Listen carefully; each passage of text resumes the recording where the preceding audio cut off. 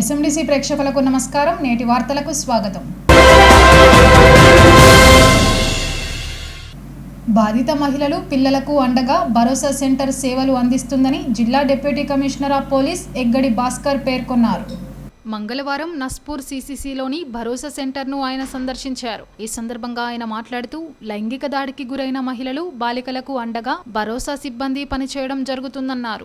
Women's safety wing ద్వారా వచ్చిన victim assistant ఫండ్ను బాధిత మహిళలు 6గురికి, ఎడ్యుకేషన్ సపోర్ట్ కింద 3గురికి 15,000 రూపాయల చొప్పున అందజేశారు. సెల్ఫ్ బిజినెస్ కింద 3గురికి 10,000 రూపాయల చెక్కులను, 6గురికి 45,000 రూపాయల చొప్పున భరోసా సెంటర్లో అందజేశారు. కేసులలో బాధిత మహిళలకు కౌన్సిలింగ్ ఇవ్వడం జరుగుతుందని 180 BNSS, 183 BMSS స్టేట్మెంట్ రికార్డులలో సపోర్ట్ ఇవ్వడం జరిగిందని వివరించారు. మెడికల్ ఎగ్జామినేషన్లో కూడా బాధిత మహిళలకు అండగా ఉండడం జరుగుతుందన్నారు. భరోసా సెంటర్ ఆధ్వర్యంలో వివిధ పాఠశాలల్లో అవగాహన కార్యక్రమాలు నిర్వహించడం జరుగుతుందన్నారు. పోలీస్ సేవలు, కౌన్సిలింగ్, వైద్య, న్యాయ సేవలు అందించడం జరుగుతుందన్నారు. భరోసా సిబ్బంది వివిధ ప్రాంతాలలో మహిళలకు, చిన్నపిల్లలకు అవగాహన కార్యక్రమాలు నిర్వహిస్తున్నారు ని చెప్పారు. ఎవరైనా బాధితులు ఉన్నట్లయితే డయల్ నెంబర్ 8712659381 నెంబర్ లేదా డయల్ 100 ద్వారా భరోసా కేంద్రాన్ని సంప్రదించాలని కోరారు. ఈ కార్యక్రమంలో భరోసా కోఆర్డినేటర్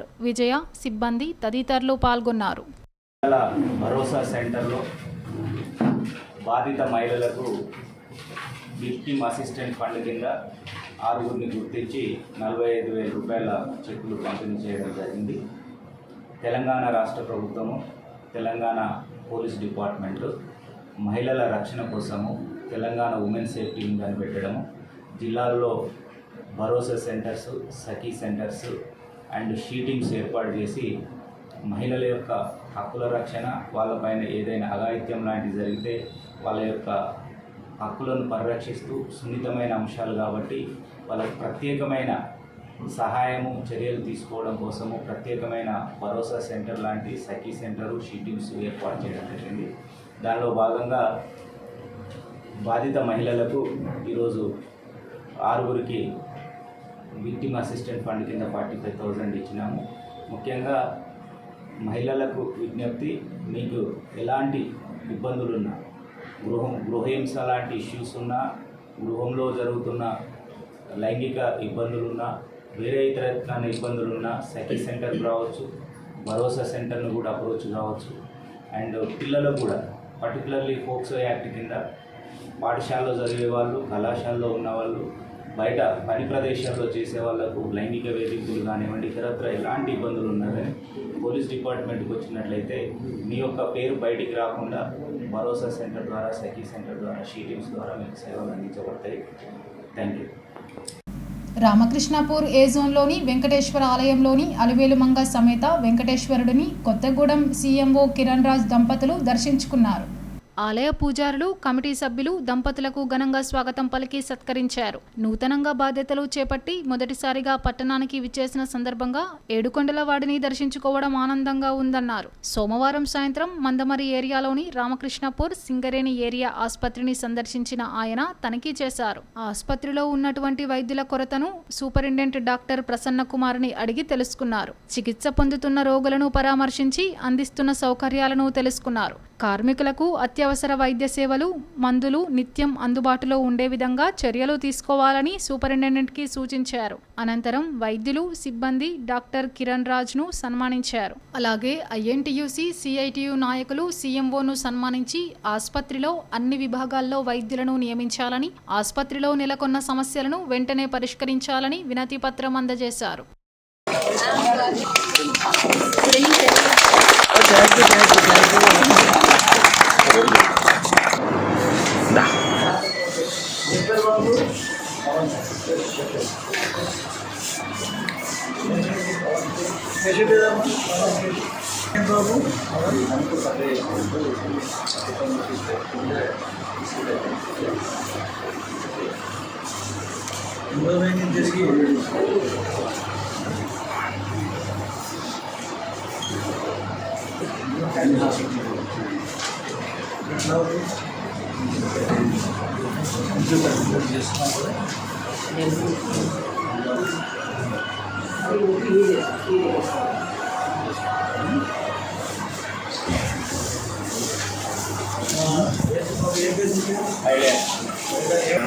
ఇప్పుడు 31 వచ్చినావు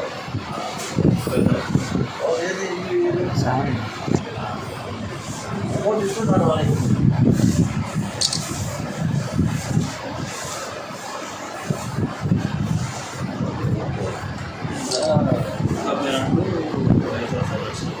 లోపల బయట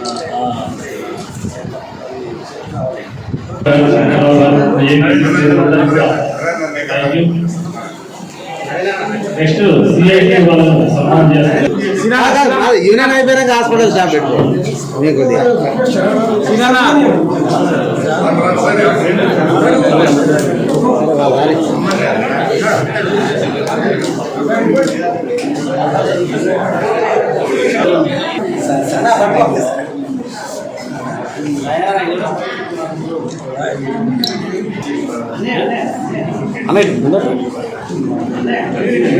థ్యాంక్ యూ. ముఖ్యంగా మీరందరూ కూడా నాకు అందరూ కూడా తెలిసిన వారే, వెరీ ఫెమిలియర్ విత్ యూ. మరి ఈరోజు నన్ను సింగరేణి యాజమాన్యం chief medical officer Singareni college నియమించడం జరిగింది. ఈ ఏప్రిల్ నెల 2వ తారీఖు నాడు నేను చార్జ్ తీసుకోవడం జరిగింది. ఈ సందర్భంగా నేను మీడియా ద్వారా మన గౌరవనీయులైన చైర్మన్ గారికి, ఎన్ బలరాం ఐఆర్ఎస్ గారికి, మన యొక్క డైరెక్టర్లకు నేను నా యొక్క హృదయపూర్వక ధన్యవాదాలు. వారు నా పైన ఉంచిన నమ్మకాన్ని, వారి యొక్క ఎక్స్పెక్టేషన్స్ని తప్పకుండా నేను నా యొక్క బాధ్యతగా స్వీకరించి అవి నెరవేరుస్తారని ఈ సందర్భంగా నేను యాజమాన్యానికి తెలియజేస్తున్నాను.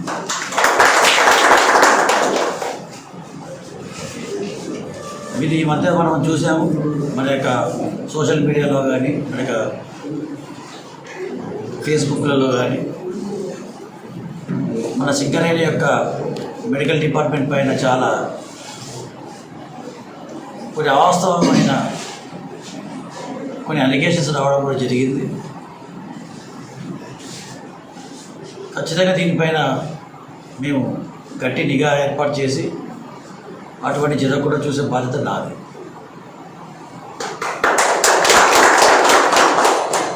ఈ సందర్భంగా నేను మా యొక్క సిబ్బందిని కూడా కోరుకునేది ఏంటంటే, ఇటువంటి అనవసరమైన విషయాలలో వారు జోక్యం చేసుకోకుండా వారి యొక్క ఉద్యోగ ధర్మాన్ని వాళ్ళు నిర్వర్తించాలని, ఇటువంటి ఇల్లీగల్ యాక్టివిటీస్కి వాళ్ళు పాల్పడకుండా ఉండాలని నేను వాళ్ళు కోరుతున్నాను. ఎక్కడైనా కానీ ఇటువంటి మా దృష్టికి వస్తే ఎవరైనా సిబ్బంది ఇటువంటి వ్యవహారాలకు పాల్పడుతున్నారని ఏదైనా వచ్చిందంటే మాత్రం ఖచ్చితంగా వాళ్ళ పైన కట్ట చర్యలు తీసుకోవడం జరుగుతుంది.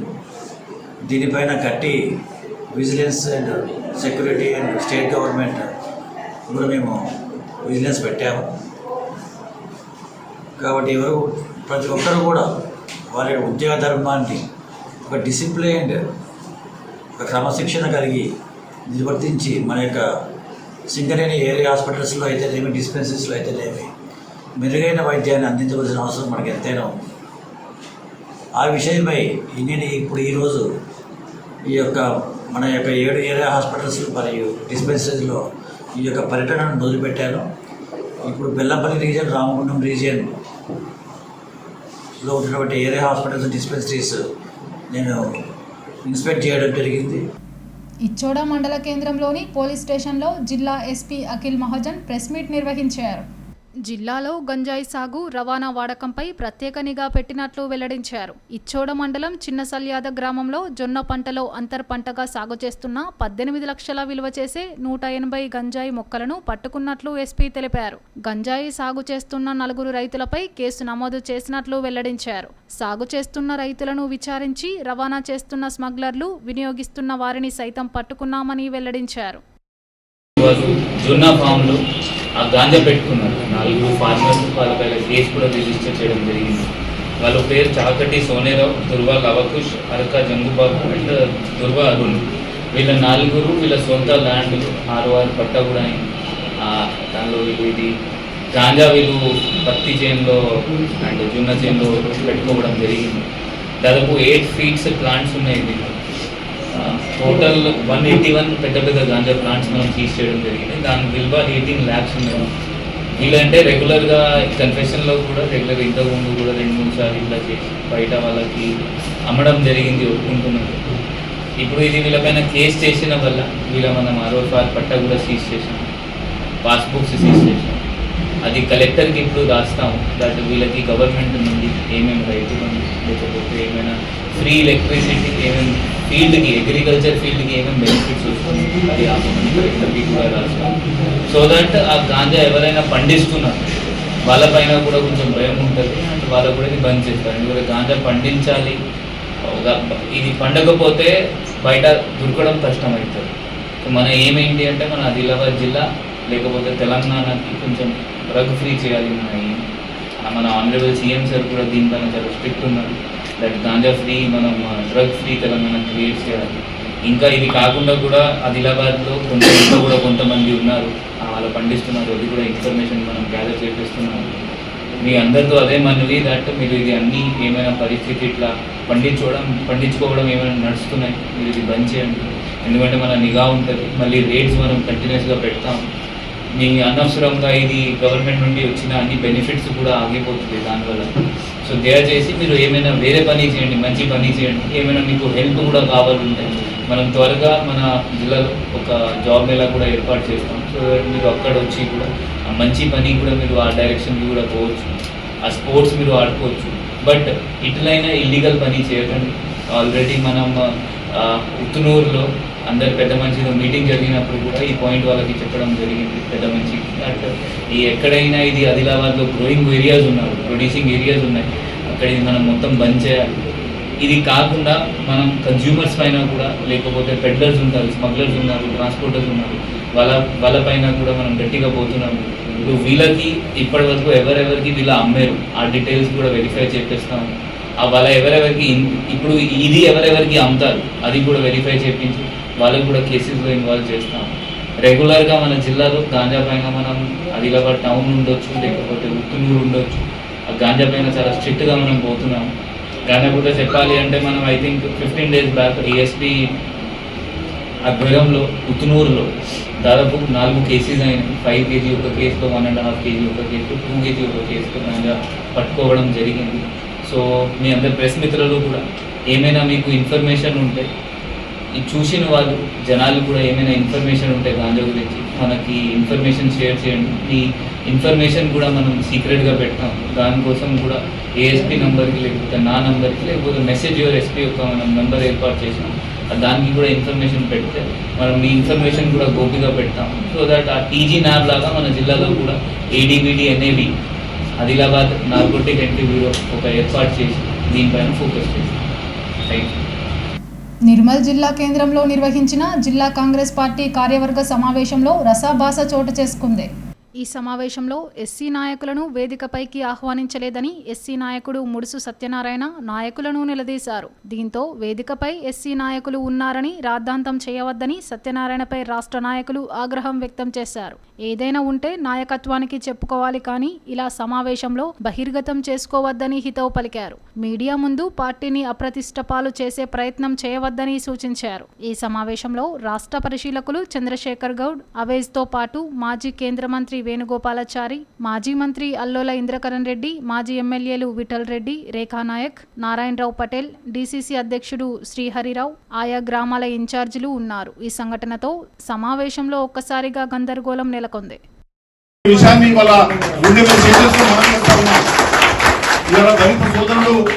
జిల్లా అధ్యక్షుడు వేదిక మీద ఉన్నాడు, మార్కెట్ కమిటీ చైర్మన్ ఖానాపూర్ దళిత సోదరుడు వేదిక మీద ఉన్నాడు, సోదరి జిల్లా మహిళా కాంగ్రెస్ అధ్యక్షురాలు దళిత సోదరి వేదిక మీద ఉన్నది. కేవలం ఏదో గలాట చేయాలన్న ఆలోచన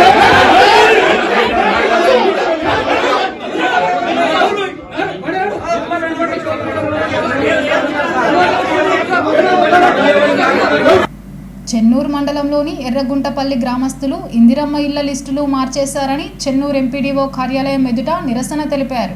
ఈ సందర్భంగా గ్రామస్తులు మాట్లాడుతూ మొదటి లిస్టులో తమ పేర్లు వచ్చాయని లిస్టులను కమిటీ సభ్యులు తమ పేర్లు తొలగించి గ్రామంలోని రెండో లిస్టు తయారు చేశారని మండిపడ్డారు. భూస్వాముల పేర్లు, బిల్డింగులు ఉన్న వారి పేర్లు, బడా లీడర్ల పేర్లు ఎక్కించారని ఆవేదన వ్యక్తం చేశారు. ఈ విషయమై మండలాధికారి ఎంపీడీఓను సంప్రదిస్తే తమని కలెక్టర్ వద్దకు వెళ్లమని చెప్పారని అన్నారు. చెన్నూరు ఎమ్మెల్యే వివేక్ వెంకటస్వామి, సీఎం రేవంత్ రెడ్డి ఇండ్లు లేని నిరుపేదలకు ఇండ్ల నిర్మాణంకు నిర్వహిస్తే ఈ ఊరిలో మాత్రం బడా లీడర్లు నిరుపేద కుటుంబాలకు అన్యాయం చేస్తున్నారని ఆవేదన వ్యక్తం చేశారు. ఈ విషయమై సంబంధిత అధికారులు ఎమ్మెల్యే వివేక్ వెంకటస్వామి చొరవ చూపించి మళ్లీ రీసర్వే నిర్వహించి అర్హులైన నిరుపేదలకు ఇండ్లు లేని వారికి ఇందిరమ్మ ఇల్లు మంజూరు చేయాలని కోరారు. అతను ఏం చెప్తే నేను అదే చేస్తా, నన్ను అడగకండి అమ్మా అని చెప్పి మేడం వెళ్ళిపోయింది. దాని ప్రకారం మేము ఎంపీడీఓ సార్ గారు నాపినాం, వెరిఫికేషన్ చేసిన ఫామ్స్ మాకు ఇవ్వండి సార్. ఏ రకంగా మీరు వెరిఫికేషన్ చేసారు? మా నేమ్స్ తొలగించిండ్రు పక్కకు. అది ఏ రకంగా ఎవరు తొలగించిండ్రు? పేదలకేమో ఇవ్వకుండా అనర్హులకేమో ఇచ్చి అర్హులకి ఇవ్వలేదు కదా, పేదవాళ్ళకి ఇవ్వాలి కదా, ఇల్లు లేని వాళ్ళకి ఇవ్వాలి కదా. పెద్ద రిచ్ క్యాండిడేట్స్ ఇల్లు ఇచ్చారు. ఎందుకు అట్లా ఇచ్చారు? మాకు ఇవ్వలేదు. రెడ్డికి ఇస్తారా ఇల్లు? కుటుంబాలకు ఇవ్వాలి కదా. ప్రతి ఒక్కటి వాళ్ళే తీసుకోకట. ఏమన్నా అంటే మేము కార్యకర్తలం, మేము రాజకీయ నాయకులం, బిల్డింగ్స్ ఉన్న మేము వాళ్ళు చెప్పినట్టు తిరుగుతున్నాం. అందుకే మాకు ఇచ్చిర్రు. వీళ్ళు తిరుగుతలేరు, మీకు రాలేదు, ఏం చేసుకుంటారో చేసుకోవాలి అని లేదు అంటే అట్లా నుంచి మేము రైతులము ఒక 50 మంది దాకా వచ్చినాము. బట్ అందరు బయట ఉన్నారు. ఒక ప్రస్తుతానికి ఇది వచ్చిన వాళ్ళం అయితే ఒక 10 మంది దాకా వచ్చినాము.